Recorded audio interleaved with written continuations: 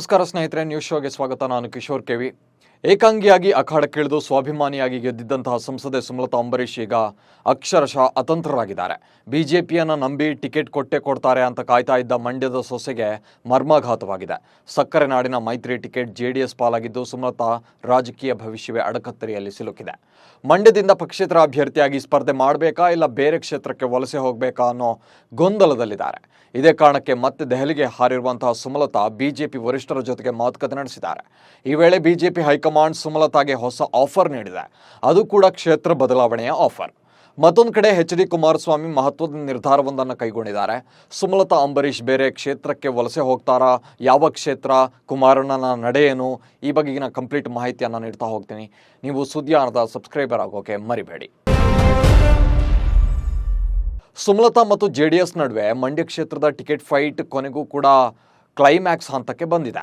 BJP high command ಸುಮಲತಾಗೆ ಮಂಡ್ಯದ BJP ticket ನೀಡೋಕೆ ನಿರಾಕರಿಸಿದೆ. ಇದು ಸುಮಲತಾ ಅವರ ಮುನಿಸಿಗೂ ಕೂಡ ಕಾರಣವಾಗಿದೆ.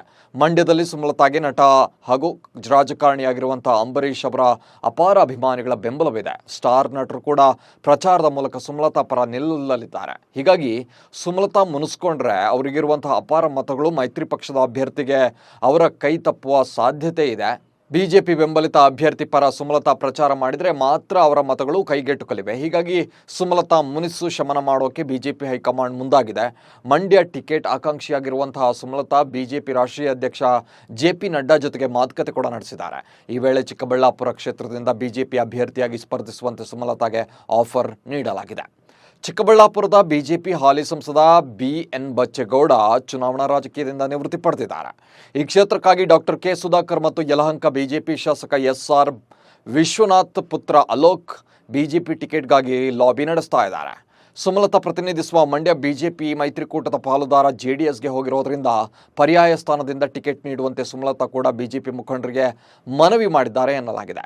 ಹೆಚ್ಚಿನ ಸಂಖ್ಯೆಯಲ್ಲಿ ತೆಲುಗು ಭಾಷಿಕ ಮತದಾರರನ್ನು ಹೊಂದಿರುವಂತಹ ಚಿಕ್ಕಬಳ್ಳಾಪುರದಿಂದ ಈಗಾಗಲೇ ಬಲಿಜ ಸಮುದಾಯದ ಯುವ ಮುಖಂಡ ರಕ್ಷಾರಾಮಯ್ಯ ಅವರನ್ನು ಕಾಂಗ್ರೆಸ್ ಕಣಕ್ಕಿಳಿಸೋಕೆ ಮುಂದಾಗಿದೆ. ಹೀಗಾಗಿ ಅದೇ ಸಮುದಾಯದ ಸುಮಲತಾ ಅವರನ್ನು ಕಣಕ್ಕಿಳಿಸೋಕೆ ಬಿಜೆಪಿ ಮುಂದಾಗಿದೆ ಎನ್ನಲಾಗ್ತಾ ಇದೆ. ಕ್ಷೇತ್ರದಲ್ಲಿ ಒಕ್ಕಲಿಗ ಮತದಾರರು ಕೂಡ ಸಾಕಷ್ಟು ಸಂಖ್ಯೆಯಲ್ಲಿದ್ದಾರೆ. ಚಿಕ್ಕಬಳ್ಳಾಪುರದಿಂದ ಬಿಜೆಪಿ ಸುಮಲತಾ ಅವರನ್ನು ಕಣಕ್ಕಿಳಿಸಿದರೆ ಎಚ್.ಡಿ. ಕುಮಾರಸ್ವಾಮಿ ಪ್ರಚಾರ ನಡೆಸಲಿದ್ದಾರೆ. ಇತ್ತ ಮಂಡ್ಯದಲ್ಲಿ ಎಚ್.ಡಿ.ಕೆ ಪರ ಸುಮಲತಾ ಪ್ರಚಾರ ನಡೆಸ್ತಾರೆ. ಹೀಗೆ ಸುಮಲತಾ ಹಾಗೂ ಎಚ್.ಡಿ. ಕುಮಾರಸ್ವಾಮಿ ಇಬ್ಬರ ಜನಪ್ರಿಯತೆಯ ಲಾಭ ಪಡೆದುಕೊಳ್ಳೋಕೆ ಬಿಜೆಪಿ ಪ್ಲಾನ್ ಮಾಡಿದೆ. ಸುಮಲತಾ ಮಂಡ್ಯ ಬಿಟ್ಟು ಬೇರೆ ಕ್ಷೇತ್ರಕ್ಕೆ ವಲಸೆ ಹೋದರೆ ಮಂಡ್ಯದಲ್ಲಿ ಜೆಡಿಎಸ್ ಗೆಲುವು ಸುಲಭವಾಗುತ್ತೆ. ಮತ್ತೊಂದು ಕಡೆ ಜೆಡಿಎಸ್ನಿಂದಲೂ ಕೂಡ ಹೊಸ ಗೇಮ್ ಪ್ಲಾನ್ ರೆಡಿ ಆಗಿದೆ. ಇಷ್ಟು ದಿನ ನಿಖಿಲ್ ಕುಮಾರಸ್ವಾಮಿ ಮತ್ತೊಮ್ಮೆ ಕ್ಷೇತ್ರದಿಂದ ಸ್ಪರ್ಧೆ ಮಾಡುವಂತೆ ಜೆಡಿಎಸ್ ಮುಖಂಡರು ಮತ್ತು ಕಾರ್ಯಕರ್ತರು ಒತ್ತಾಯ ಮಾಡಿದರು. ಕುಮಾರಸ್ವಾಮಿ ಕೂಡ ನಿಖಿಲ್ರನ್ನ ಒಪ್ಪಿಸೋದಾಗಿ ಭರವಸೆ ನೀಡಿದರು. ಆದರೆ ಈಗ ಬಿಜೆಪಿ ಹೈಕಮಾಂಡ್ ಕುಮಾರಸ್ವಾಮಿ ಅವರನ್ನೇ ಸ್ಪರ್ಧೆಗೆ ಇಳಿಯುವಂತೆ ಒತ್ತಾಯಿಸಿದೆ. ಮಂಡ್ಯದಲ್ಲಿ ನಿಖಿಲ್ ಸ್ಪರ್ಧೆ ಕುರಿತಂತೆ ಅಮಿತ್ ಶಾ ಜೆಡಿಎಸ್ಗೆ ಬೇರೆಯದ್ದೇ ಸಲಹೆ ನೀಡಿದ್ದಾರೆ. ಸದ್ಯದ ರಾಜಕೀಯ ಸ್ಥಿತಿಗತಿಯಲ್ಲಿ ನಿಖಿಲ್ ಕುಮಾರಸ್ವಾಮಿ ಸ್ಪರ್ಧೆ ಬೇಡ. ಮಂಡ್ಯ ಲೋಕಸಭಾ ಕ್ಷೇತ್ರದಿಂದ ಎಚ್.ಡಿ. ಕುಮಾರಸ್ವಾಮಿ ನೀವೇ ಸ್ಪರ್ಧಿಸುವಂತೆ ಅಮಿತ್ ಶಾ ಅವರು ಸಲಹೆ ನೀಡಿದ್ದಾರಂತೆ. ಮೈತ್ರಿ ಅಭ್ಯರ್ಥಿಯಾಗಿ ಮಂಡ್ಯದಿಂದ ನೀವೇ ಕಣಕ್ಕಿಳಿದರೆ ಗೆಲುವಿಗೆ ಮತ್ತು ಮೈತ್ರಿ ಭವಿಷ್ಯಕ್ಕೆ ಸಾಕಷ್ಟು ನೆರವಾಗುತ್ತೆ. ಆದ್ದರಿಂದಾಗಿ ನೀವೇ ಸ್ಪರ್ಧಿಸೋದು ಒಳ್ಳೆಯದು. ಅಂತಿಮ ನಿರ್ಧಾರ ತಮಗೆ ಬಿಟ್ಟಿದ್ದು ಅಂತ ಅಮಿತ್ ಶಾ ಅವರು ಹೇಳಿದ್ದಾರೆ. ಇದಕ್ಕೆ ಕುಮಾರಸ್ವಾಮಿ ಅವರು ತಂದೆ ಎಚ್.ಡಿ. ದೇವೇಗೌಡ ಜೊತೆಗೆ ಚರ್ಚಿಸಿ ನಿರ್ಧರಿಸುವುದಾಗಿ ಹೇಳಿದ್ದಾರೆ. ಅಲ್ಲದೆ ನಿಖಿಲ್ ಮಂಡ್ಯದಿಂದ ಸ್ಪರ್ಧಿಸಿ ಗೆದ್ದರೂ ಕೂಡ ಕೇಂದ್ರದಲ್ಲಿ ಮಂತ್ರಿ ಆಗೋಕೆ ಆಗೋದಿಲ್ಲ. ಹೀಗಾಗಿ ಕುಮಾರಸ್ವಾಮಿ ಮಂಡ್ಯದಿಂದ ಮೈತ್ರಿ ಅಭ್ಯರ್ಥಿಯಾಗಿ ಗೆದ್ದರೆ ಎನ್.ಡಿ.ಎ ಸರ್ಕಾರ ರಚನೆ ಆದರೆ ಕೇಂದ್ರ ಸಚಿವ ಆಗುವ ಅವಕಾಶಗಳು ಕೂಡ ಇರುತ್ತೆ. ಹೀಗಾಗಿ ಅಂತಿಮವಾಗಿ ಕುಮಾರಣ್ಣನೇ ಲೋಕ ಅಖಾಡಕ್ಕೆ ಎಂಟ್ರಿ ಕೊಡೋ ಸಾಧ್ಯತೆ ದಟ್ಟವಾಗಿದೆ. ಒಟ್ಟಾರೆ ಮಂಡ್ಯ ಕ್ಷೇತ್ರದ ಟಿಕೆಟ್ ಗುದ್ದಾಟದಲ್ಲಿ ದಿನಕ್ಕೊಂದು ಟ್ವಿಸ್ಟ್ ಸಿಗ್ತಾ ಇದೆ. ಸದ್ಯ ಆರೋಗ್ಯ ಸಮಸ್ಯೆಯಿಂದ ಬಳಲ್ತಾ ಇರುವ ಎಚ್.ಡಿ.ಕೆ ಮಾರ್ಚ್ 21ರಂದು ಶಸ್ತ್ರಚಿಕಿತ್ಸೆಗೆ ಒಳಗಾಗ್ತಾರೆ. ಆರೋಗ್ಯದಲ್ಲಿ ಚೇತರಿಕೆ ಕಾಣಿಸಿಕೊಂಡ ಬಳಿಕ ಮಾರ್ಚ್ 25ರಂದು ಅಭ್ಯರ್ಥಿಯ ಹೆಸರನ್ನು ಘೋಷಣೆ ಮಾಡೋದಾಗಿ ತಿಳಿಸಿದ್ದಾರೆ. ಮತ್ತೊಂದು ಕಡೆ ಸುಮಲತಾ ಜೆ.ಪಿ. ನಡ್ಡಾ ಭೇಟಿ ಬಳಿಕ ಮಂಡ್ಯದ ಸೀಟು ಹಂಚಿಕೆ ಇನ್ನೂ ಕೂಡ ಅಂತಿಮವಾಗಿಲ್ಲ ಅಂತ ಎಚ್ಚರಿಕೆಯ ಹೇಳಿಕೆ ನೀಡಿದ್ದಾರೆ. ಹೀಗಾಗಿ ಈ ಹಗ್ಗ ಜಿಗ್ಗಾಟ ತಿಳಿಯೋಕೆ ಇನ್ನೂ ಕೂಡ ಕೆಲವು ದಿನಗಳ ಕಾಲ ಕಾದು ನೋಡಲೇಬೇಕಾಗಿದೆ. ಬೆಂಗಳೂರು ದಕ್ಷಿಣ ಲೋಕಸಭಾ ಕ್ಷೇತ್ರ ಬಿಜೆಪಿಯ ಭದ್ರಕೋಟೆಗಳಲ್ಲಿ ಒಂದು. ಕಳೆದ 8 ಚುನಾವಣೆಗಳಿಂದ ಇಲ್ಲಿ ಬಿಜೆಪಿ ಅಭ್ಯರ್ಥಿ ನೀರು ಕುಡಿದಷ್ಟೇ ಸಲೀಸಾಗಿ ಗೆಲ್ತಾ ಬಂದಿದ್ದಾರೆ. ಅದರಲ್ಲೂ ಅನಂತಕುಮಾರ್ ಈ ಕ್ಷೇತ್ರವನ್ನು ಆವರಿಸಿಕೊಂಡಿದ್ದರು. ಕೇಂದ್ರದಲ್ಲಿ ಮಂತ್ರಿಯಾಗಿ ಕೂಡ ಛಾಪು ಮೂಡಿಸಿದವರು. ಪಕ್ಷದ ಸಂಘಟನೆ, ಸಂಘ ಪರಿವಾರದ ಬೇರುಗಳು ಗಟ್ಟಿಯಾಗಿವೆ ಅನ್ನೋದಕ್ಕೆ ಅನಂತಕುಮಾರ್ ಅವರ ನಂತರ 2019 ಚುನಾವಣೆಯಲ್ಲಿ ತೇಜಸ್ವಿ ಸೂರ್ಯ ಅವರ ಗೆಲುವೇ ಸಾಕ್ಷಿಯಾಗಿತ್ತು. ಆದರೆ ಈ ಕ್ಷೇತ್ರವನ್ನು ವಶಪಡಿಸಿಕೊಳ್ಳೋಕೆ ಕಾಂಗ್ರೆಸ್ ನಡೆಸ್ತಾ ಇರುವಂಥ ಪ್ರಯೋಗಗಳೆಲ್ಲ ಕೂಡ ಕೈ ಕೊಡ್ತಾ ಬಂದಿವೆ. ಆದರೆ ಈ ಬಾರಿ ಕಮಲ ಅರಳುತ್ತೋ ಕೈ ಮೇಲಾಗುತ್ತೋ ಅನ್ನೋ ಚರ್ಚೆ ಕೂಡ ನಡೀತಾ ಇದೆ. ಈಗಾಗಲೇ ಬಿಜೆಪಿಯಿಂದ ತೇಜಸ್ವಿ ಸೂರ್ಯಗೆ ಟಿಕೆಟ್ ಘೋಷಣೆ ಆಗಿದೆ. ಕಾಂಗ್ರೆಸ್ನಿಂದ ಸಚಿವ ರಾಮಲಿಂಗಾರೆಡ್ಡಿ ಪುತ್ರಿ ಮಾಜಿ ಶಾಸಕಿ ಸೌಮ್ಯಾ ರೆಡ್ಡಿಗೆ ಟಿಕೆಟ್ ಫೈನಲ್ ಆಗಿದೆ ಅಂತ ಹೇಳಲಾಗ್ತಾ ಇದೆ. ಹೀಗಾಗಿ ಇಬ್ಬರು ಬಿಸಿ ರಕ್ತದ ಅಭ್ಯರ್ಥಿಗಳೇ ಮುಖಾಮುಖಿಯಾಗಲಿದ್ದಾರೆ. ಬಿಜೆಪಿ ಭದ್ರಕೋಟೆಯಾಗಿರುವ ಬೆಂಗಳೂರು ದಕ್ಷಿಣ ಲೋಕಸಭಾ ಕ್ಷೇತ್ರದಲ್ಲಿ ಈ ಬಾರಿ ಟಫ್ ಫೈಟ್ ನಡೆಯಲಿದೆ. 2023 ವಿಧಾನಸಭಾ ಎಲೆಕ್ಷನ್ನಲ್ಲಿ ಜಯನಗರ ವಿಧಾನಸಭಾ ಕ್ಷೇತ್ರದಲ್ಲಿ ಕಾಂಗ್ರೆಸ್ ಅಭ್ಯರ್ಥಿಯಾಗಿ ಸ್ಪರ್ಧಿಸಿ ಕೇವಲ 16 ಮತಗಳ ಅಂತರದಿಂದ ಪರಾಜಿತರಾಗಿದ್ದಂತಹ ಸೌಮ್ಯಾ ರೆಡ್ಡಿ ಮತ್ತೊಮ್ಮೆ ಅದೃಷ್ಟ ಪರೀಕ್ಷೆಗೆ ಮುಂದಾಗಿದ್ದಾರೆ.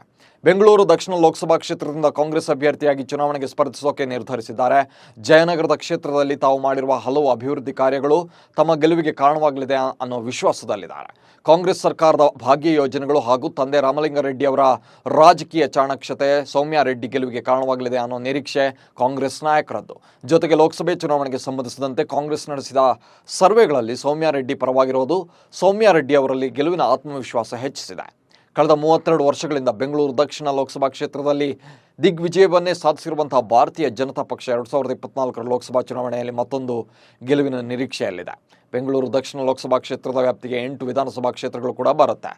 8ರ ಪೈಕಿ 5 ಸ್ಥಾನಗಳಲ್ಲಿ ಬಿಜೆಪಿ ಶಾಸಕರು ಆಯ್ಕೆಯಾಗಿದ್ದಾರೆ. 3ರಲ್ಲಿ ಮಾತ್ರ ಕಾಂಗ್ರೆಸ್ ಗೆಲುವು ಸಾಧಿಸಿದೆ. ಅಲ್ಲದೆ ಈ ಸಲ ಬಿಜೆಪಿ ಜೆಡಿಎಸ್ ಮೈತ್ರಿ ಇರೋದ್ರಿಂದ ಅಭ್ಯರ್ಥಿಯ ಬಲ ಕೂಡ ಹೆಚ್ಚಾಗುತ್ತೆ. ಕ್ಷೇತ್ರದ ಇತಿಹಾಸ ಕೆದಕಿದ್ರೆ ಇದು ಕಾಂಗ್ರೆಸ್ಗೆ ಒಲಿದಿದ್ದು ಕಡಿಮೆ.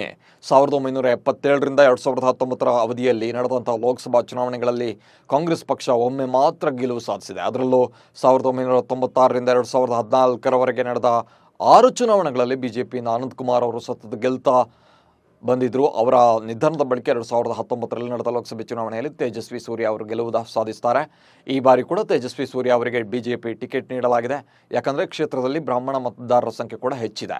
ಬಿಜೆಪಿ ಮತ್ತು ಕಾಂಗ್ರೆಸ್ ನಡುವೆ ನೇರ ಹಣಾಹಣಿ ನಡೆಯುತ್ತೆ. ಮಹಿಳಾ ಮತದಾರರೇ ಹೆಚ್ಚಿರುವಂತಹ ಬೆಂಗಳೂರು ದಕ್ಷಿಣದಲ್ಲಿ ಈ ಬಾರಿ ಮುಸ್ಲಿಂ ಮತ್ತು ಒಕ್ಕಲಿಗ ಮತ ಬ್ಯಾಂಕ್ ವಿಭಜನೆ ಆಗುವ ಅವಕಾಶಗಳಿವೆ.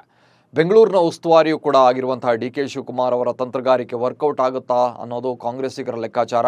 ಆದರೆ ಬಿಜೆಪಿಗೆ ದಿವಂಗತ ಅನಂತಕುಮಾರ್ ಹೆಸರು, ಹಿಂದುತ್ವ ಮತ್ತು ಪ್ರಧಾನಿ ಮೋದಿ ವರ್ಚಸ್ಸು, ಕೇಂದ್ರ ಸರ್ಕಾರದ ಅಭಿವೃದ್ಧಿ ಯೋಜನೆಗಳು ಹಾಗೂ ಜೆಡಿಎಸ್ ನಾಯಕರ ಬೆಂಬಲ ಕೂಡ ಪ್ಲಸ್ ಆಗಲಿದೆ. ಆದರೆ ಮೈತ್ರಿ ಒಳೆಯಟು ಬೀಳುವಂತಹ ಆತಂಕ ಕೂಡ ಇದೆ. ಕಾಂಗ್ರೆಸ್ ಸರ್ಕಾರದ ಗ್ಯಾರಂಟಿ ಯೋಜನೆಗಳು ಮತದಾರರ ಮೇಲೆ ಪ್ರಭಾವ ಬೀರುವ ಸಾಧ್ಯತೆಯನ್ನು ಕೂಡ ತಳ್ಳಿ ಹಾಕುವಂತಿಲ್ಲ. ಒಟ್ಟಾರೆ ವಿಧಾನಸಭಾ ಚುನಾವಣೆಯಲ್ಲಿ ಭರ್ಜರಿ ಗೆಲುವು ಸಾಧಿಸಿರುವ ಕಾಂಗ್ರೆಸ್ ರಾಜ್ಯದಲ್ಲಿ ಬಿಜೆಪಿಗೆ ಟಕ್ಕರ್ ಕೊಡೋಕೆ ಯೋಜನೆಯನ್ನು ರೂಪಿಸಿಕೊಳ್ತಾ ಇದೆ. ಮತ್ತೊಂದು ಕಡೆ 2019 ಚುನಾವಣೆಯಂತೆ ಅಭೂತಪೂರ್ವ ಗೆಲುವು ಸಾಧಿಸಿ ದೇಶಕ್ಕೆ 3ನೇ ಬಾರಿಗೆ ನರೇಂದ್ರ ಮೋದಿಯನ್ನು ಪ್ರಧಾನಿ ಮಾಡೋಕೆ ಬಿಜೆಪಿ ಸಜ್ಜಾಗ್ತಾ ಇದೆ. ಆದರೆ ಗೆಲುವು ಸೋಲುವು ಎಲ್ಲವೂ ಕೂಡ ಮತದಾರರ ಕೈಯಲ್ಲೇ ಇದೆ. ಮಲೆನಾಡಿನ ಹೆಬ್ಬಾಗಲು ಶಿವಮೊಗ್ಗ ನಗರದಲ್ಲಿ ಬಿಜೆಪಿ ಶಕ್ತಿ ಪ್ರದರ್ಶನ ನಡೆದಿದೆ. ಶಿವಮೊಗ್ಗದ ಅಲ್ಲಮಪ್ರಭು ಮೈದಾನದಲ್ಲಿ ಬೃಹತ್ ಸಮಾವೇಶ ನಡೆಸಲಾಗಿದ್ದು ಬಿಜೆಪಿ ಅಭ್ಯರ್ಥಿಗಳ ಪರ ಪ್ರಧಾನಿ ನರೇಂದ್ರ ಮೋದಿ ಮತಯಾಚಿಸಿದರು. ಈ ವೇಳೆ ದಕ್ಷಿಣ ಕನ್ನಡ ಬಿಜೆಪಿ ಅಭ್ಯರ್ಥಿ ಬ್ರಿಜೇಶ್ ಚೌಟಾ, ಬೆಂಗಳೂರು ಗ್ರಾಮಾಂತರ ಅಭ್ಯರ್ಥಿ ಡಾಕ್ಟರ್ ಸಿ.ಎನ್. ಮಂಜುನಾಥ್, ದಾವಣಗೆರೆ ಅಭ್ಯರ್ಥಿ ಗಾಯತ್ರಿ ಸಿದ್ದೇಶ್ವರ್, ಉಡುಪಿ ಚಿಕ್ಕಮಗಳೂರು ಬಿಜೆಪಿ ಅಭ್ಯರ್ಥಿ ಕೋಟಾ ಶ್ರೀನಿವಾಸ್ ಪೂಜಾರಿ, ಶಿವಮೊಗ್ಗ ಬಿಜೆಪಿ ಅಭ್ಯರ್ಥಿ ಬಿ.ವೈ. ರಾಘವೇಂದ್ರ ಕೂಡ ಮೋದಿ ಜೊತೆಗೆ ವೇದಿಕೆ ಹಂಚಿಕೊಂಡಿದ್ದರು. ಕಾಂಗ್ರೆಸ್ ಸರ್ಕಾರದ ವಿರುದ್ಧ ವಾಗ್ದಾಳಿ ನಡೆಸಿದ ಮೋದಿ ಬಿಜೆಪಿ ಅಭ್ಯರ್ಥಿಗಳ ಪರ ಮತಬೇಟೆ ನಡೆಸಿದರು. ಮಾಜಿ ಸಿಎಂ ಜಗದೀಶ್ ಶೆಟ್ಟರ್ ಬೆಳಗಾವಿಯ ಬಿಜೆಪಿ ಅಭ್ಯರ್ಥಿ ಅಂತ ಬಿಂಬಿತವಾಗಿದ್ದಾರೆ.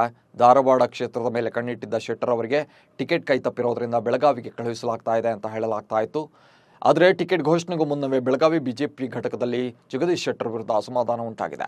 ಎಂಎಲ್ಸಿ ಮಹಾಂತೇಶ್ ಕವಟಗಿ ಮಠ ಸೇರಿದಂತೆ ಹಲವು ನಾಯಕರು ಜಗದೀಶ್ ಶೆಟ್ಟರ್ಗೆ ಬೆಳಗಾವಿ ಟಿಕೆಟ್ ನೀಡದಂತೆ ಒತ್ತಡ ಹಾಕ್ತಾ ಇದ್ದಾರೆ. ಈ ಎಲ್ಲ ಬೆಳವಣಿಗೆಗಳ ನಡುವೆ ಬಿಜೆಪಿ ರಾಷ್ಟ್ರೀಯ ಪ್ರಧಾನ ಕಾರ್ಯದರ್ಶಿ ಬಿ.ಎಲ್. ಸಂತೋಷ್ ಅವರು ಶೆಟ್ಟರ್ ಬದಲಿಗೆ ವಿಜಯಪುರದ ಶಾಸಕ ಬಸನಗೌಡ ಪಾಟೀಲ್ ಯತ್ನಾಳ್ ಹೆಸರನ್ನು ಹೈಕಮಾಂಡ್ ಮುಂದೇರಿಸಿದ್ದಾರಂತೆ. ಈ ಹಿನ್ನೆಲೆಯಲ್ಲಿ ವರಿಷ್ಠರ ಸೂಚನೆ ಮೇರೆಗೆ ಯತ್ನಾಳ್ ದೆಹಲಿಗೆ ಪ್ರಯಾಣ ಬೆಳೆಸಿದ್ದಾರೆ ಎನ್ನಲಾಗಿದೆ. ಚುನಾವಣಾ ಬಾಂಡ್ಗಳ ಬಗ್ಗೆ ಪೂರ್ಣ ಪ್ರಮಾಣ ಮಾಹಿತಿ ನೀಡಿದ SBI ಅನ್ನು ಸುಪ್ರೀಂ ಕೋರ್ಟ್ ಮತ್ತೆ ತರಾಟೆಗೆ ತೆಗೆದುಕೊಂಡಿದೆ. ಯುನಿಕ್ ಆಲ್ಫಾ ನ್ಯೂಮರಿಕ್ ಸಂಖ್ಯೆ ಮತ್ತು ರಿಡೀಮ್ ಮಾಡಿದ ಬಾಂಡ್ಗಳ ಸೀರಿಯಲ್ ನಂಬರ್ ಸೇರಿದಂತೆ ಚುನಾವಣಾ ಬಾಂಡ್ಗಳ ಅಗತ್ಯ ಎಲ್ಲ ವಿವರಗಳನ್ನು ಕೂಡ ಗುರುವಾರ ಸಂಜೆ 5 ಗಂಟೆ ಒಳಗಡೆ ಬಹಿರಂಗಪಡಿಸುವಂತೆ ನಿರ್ದೇಶನ ನೀಡಿದೆ. WPL ಫೈನಲ್ನಲ್ಲಿ RCB ಡೆಲ್ಲಿ ವಿರುದ್ಧ ಗೆದ್ದು ಇತಿಹಾಸ ನಿರ್ಮಿಸಿದೆ. ಮೆನ್ಸ್ RCB ತಂಡದ ಕೈಲಿ ಇನ್ನೂ ಕೂಡ ಆಗದ ಕೆಲಸವನ್ನು ವುಮೆನ್ಸ್ ಟೀಮ್ ಮಾಡಿ ತೋರಿಸಿದೆ. ಈ ಸಲ ಕಪ್ ನಮ್ಮದೇ ಅನ್ನೋ ಸ್ಲೋಗನ್ನ ಈ ಸಲ ಕಪ್ ನಮ್ಮದು ಎಂದಿದ್ದಾರೆ. ಇದೀಗ RCB ಗರ್ಲ್ಸ್ ಟೀಮ್ನ ಒಂದು ಫೋಟೋ ಕೊಹ್ಲಿ ದಾಖಲೆಯನ್ನೇ ಅಳಿಸಿದೆ. RCB ತಂಡ ಇನ್ಸ್ಟಾಗ್ರಾಮ್ನಲ್ಲಿ ಹಂಚಿಕೊಂಡ ಚಾಂಪಿಯನ್ಸ್ ಪೋಸ್ಟ್ ಅತಿ ಕಡಿಮೆ ಅವಧಿಯಲ್ಲಿ 1 ಮಿಲಿಯನ್ ಲೈಕ್ಸ್ ಪಡ್ಕೊಂಡಿದೆ. ಈ ದಾಖಲೆ ವಿರಾಟ್ ಕೊಹ್ಲಿಯ ಹೆಸರಲ್ಲಿತ್ತು. ಕೊಹ್ಲಿ ದಾಖಲೆಯನ್ನು RCB ಪೋಸ್ಟ್ ಒಡಿಸ್ ಮಾಡಿದೆ. ಇನ್ನು ನೀವು ಸುದ್ದಿಯಾನ ಚಾನಲ್ನಲ್ಲಿ ಜಾಹೀರಾತು ನೀಡಬಹುದು. ಜಾಹೀರಾತು ನೀಡೋಕೆ 9110295814 ನಂಬರ್ಗೆ ವಾಟ್ಸಪ್ ಮಾಡಿ ನಿಮ್ಮ ಪ್ರೀತಿ ಪಾತ್ರರಿಗೆ ಶುಭ ಕೋರಿ. ನಮಸ್ಕಾರ.